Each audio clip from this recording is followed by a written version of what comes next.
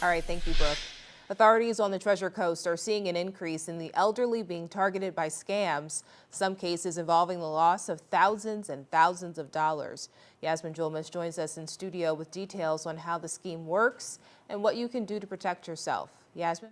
Jade, this new fraud trend is not the typical account hacking that we see. Scammers are now pretending to want to help people with their computers and end up stealing their money in cash right from their homes.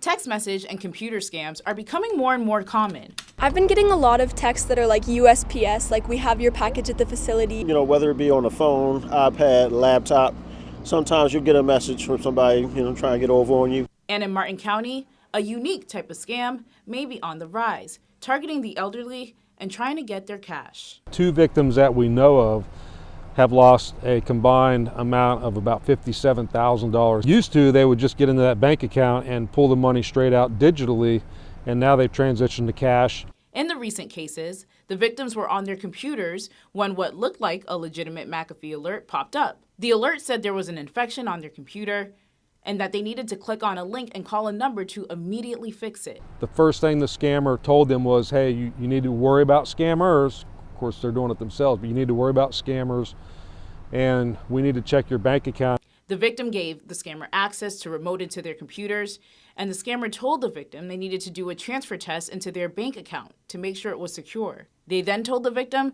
they had transferred too much money into the account and that they were not able to pull it back.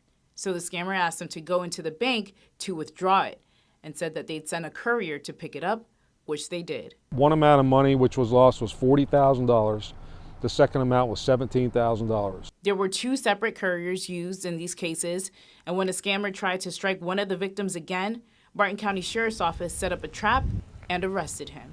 Now, he gave us no actionable intelligence, but we did learn that he took the money, or at least he said he took the money from here to Orlando and delivered it to his boss, whoever that was. Last year, the Martin County Sheriff's Office investigated 1,000 fraud cases. They say to check with your loved ones to see if they've given anyone any money lately so that they can begin an investigation. Yasmin Julmus, WPBF 25 News.